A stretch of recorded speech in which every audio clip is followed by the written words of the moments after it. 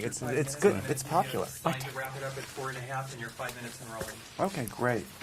You know, in a movie like this, I'm sure you're getting the same conversation going with all of us. No, I feel like I've never spoken to anyone before, Mike. Are you joking? Or? Yes, Yeah, I I am, thought so. We'll talk about the movie in a second, but I was reading your bio here. God, you've been quite busy.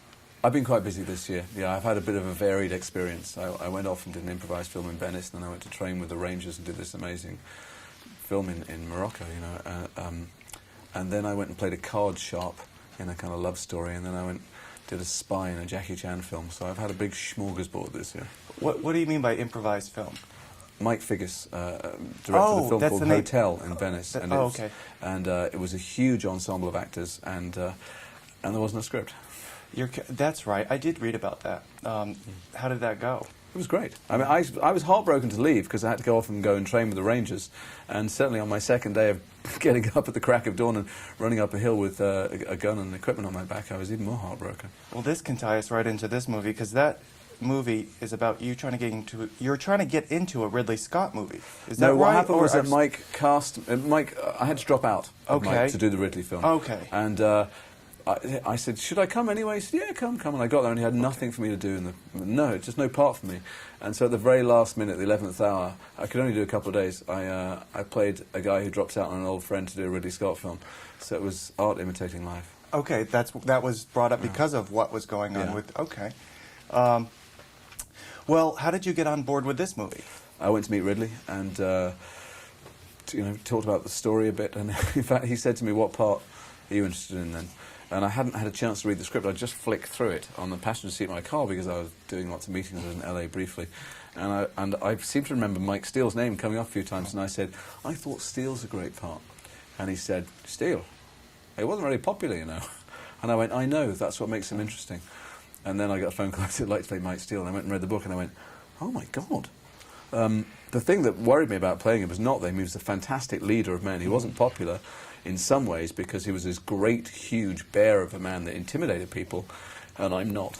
So I wondered how I could do that. You know, you also don't look the same in the movie. No, well, I shaved my head. I thought, I knew that the guy was very physically intimidating, and everyone I met said, you play Mike Steele? Mike Steele's like 6'6" and 300 pounds. And I go, yeah. So I had to do something. So I gave myself a scar and I shaved my head, and I thought Butch.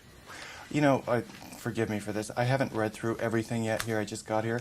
But every character is based on the real character. Oh, yeah. And now how do you... These are real events. I mean, I know. I know some that. characters have been combined, some truncated, but this is pretty accurate in many ways, this film. And, you know, one thing, we knew about this when it was going on through the news. It wasn't really...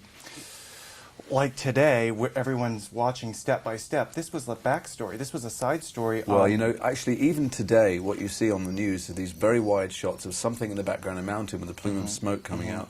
And one of the great things about this film is it takes you into a battle like you've never been before. And sure enough, in 1993, there were a couple of images on CNN in the aftermath of this battle, but no one takes cameras in, except Ridley. I mean, this film feels like the Rangers landed in Somalia, they jumped out of helicopters, and they took 10 cameramen with them.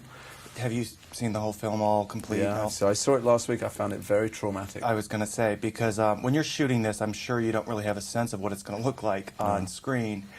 And it does take you inside the battle. It's incredibly powerful. I mean, it's very inspirational. Ultimately, it's about heroism. This is a story about how men are committed to each other. These young men that we send in to do our dirty work at the sharp end, these guys will die for each other, and ultimately they'll die for us. You know, one thing that you do get the sense of the chaos that just creeps up on these soldiers, which you would never get in a news story. Chaos. It seems like chaos to us, the viewer, but on the ground, the reason that so many of them lived and they performed so magnificently against such overwhelming odds is they did what they were trained to do, and they did it so well. And so in the fog of war, they still respond like a well-trained military unit. In the last, we're being wrapped, but the fact that this was only one day and this movie's more powerful than movies about a long-term war, it's just kind of shocking. I think I have never felt, watching this, never mind that I was in it as a viewer, I have never felt so immersed in any experience as Ridley manages to do with the story of this night in October 1993. Very good. Congratulations. Good Thank to you. see you. And